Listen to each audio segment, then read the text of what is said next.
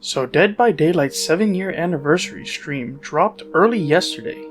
It was originally scheduled to air on the 23rd, but circumstances outside of their control forced them to release it ahead of schedule. The team posted a statement in regards to this. The contents of the stream, concerning the next chapter and a special new survivor, were leaked, ruining the surprise. Their hands were tied on this one, so they decided to just get the stream out there. The PTB will still be released as scheduled on May 23rd.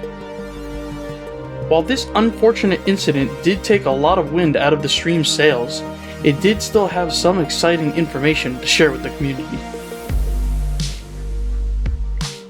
The stream opened with Matthew Cote and community director Eric Pope, where they briefly discussed how they've been expanding their communications channels to reach more of the community, including channels of communication on Xbox and PlayStation, being more active on the Steam forums and Reddit.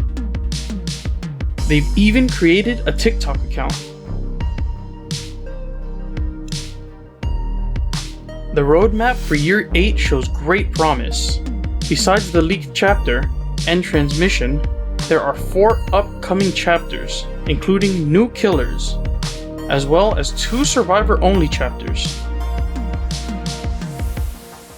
Stéphane Beauchamp, head of production, had this to say about 2 of those 4 killers.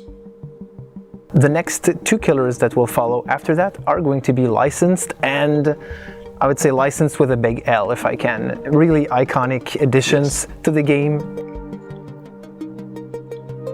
A new vulnerability disclosure program was discussed vaguely, in the way of improving security for the game. A great improvement if things go smoothly. They then showed off the end transmission chapter properly, and oh man does this look great. I have personally been waiting for sci-fi horror to be introduced to Dead by Daylight since I first picked up the game. We had a taste of it with Stranger Things and Hawkins Laboratory, but they are going all in with this original chapter. You should check out the reveal yourself for full details, but they talk a little about the map, which is an actual alien world that has me so excited.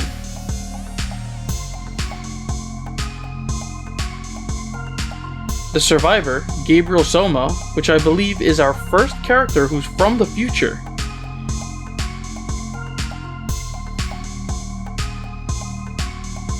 And the killer, the Singularity, which looks amazing.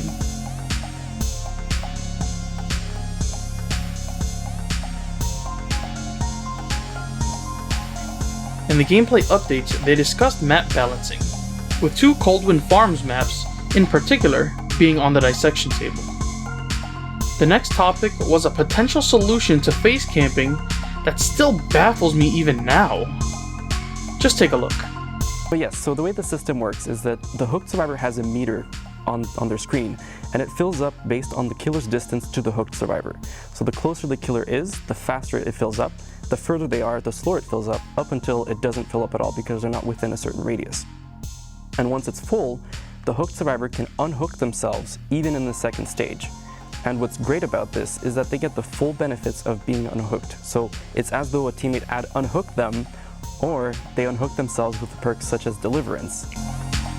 Am I crazy in thinking this just speeds up the process?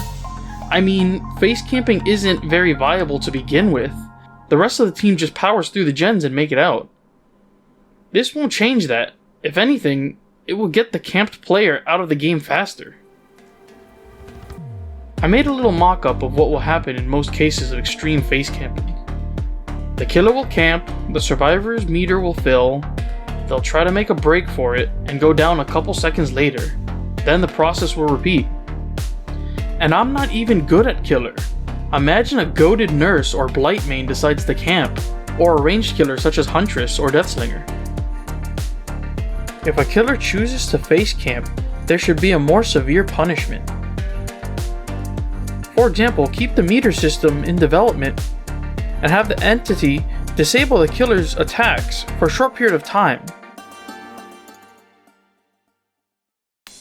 Some quality of life changes coming soon are a loadout search bar to help find specific perks, items, and add-ons.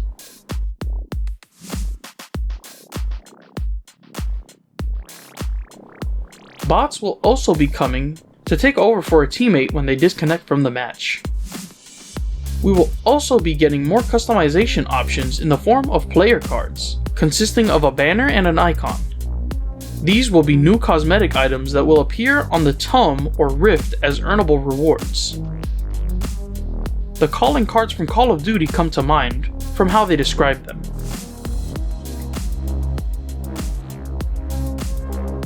If you are a fan of supermassive games such as myself, you'll be excited to learn that they are collaborating with Behaviour on a single-player interactive game set in the universe of Dead by Daylight. Check out the full reveal on their stream for more information, as well as a second collaboration. Some great cosmetics are coming, including community submissions, some band collabs, as well as designs by Ikumi Nakamura. Some of you might remember her from her E3 intro to Ghostwire Tokyo a while back. Her designs are great, but sometimes a concept doesn't really translate well into a 3D model.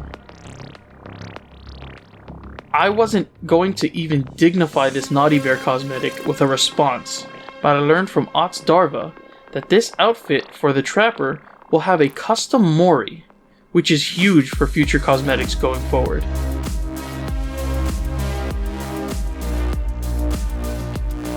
The final segment was dedicated to the Twisted Masquerade event. What's really cool is that there will be bonuses for the 3 weeks leading up to the event. Daily login bonuses throughout, with the first week being the Blood Hunt to double your blood points, the second week being double Rift Fragments, and the final week being double XP, as well as having a community choice vote for the event taking place on the chapter's launch. The Twisted Masquerade itself will be a little different this year. The mysterious host was alluded to be making an appearance, as well as Easter eggs hidden around the maps. Father Campbell's chapel has even been decorated. The masks are back, and it will be easier for survivors to earn them. You no longer have to escape the trial. Just have an invitation before the exit gates are opened and you are golden. The invitations themselves will now hold charges, and you can use those charges to fight back against the opposing side. If you use up all your charges, you will not be able to earn a mask, so keep that in mind. The guests of honor this year are Nia and the Hillbilly. However, they are not the only characters getting cosmetics. Ghostface and Feng Min will also be getting cosmetics as part of the new Twisted Masquerade shop that will be introduced. Here, you'll be able to buy any of the previous masks from last year, in case you missed any.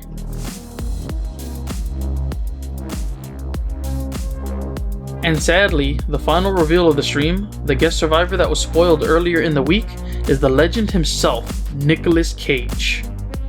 Now, when Behaviour released the trailer for him, I thought he was actually going to be the new observer for the tomes. I personally wouldn't mind listening to Nicolas Cage reading out the lore for Dead by Daylight.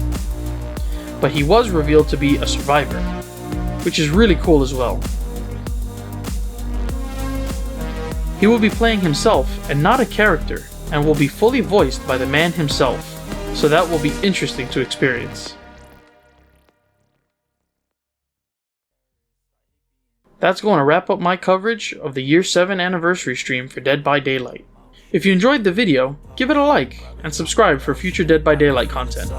Thanks for watching, everybody. I can't move on till I let go. I feel so lost, never at home.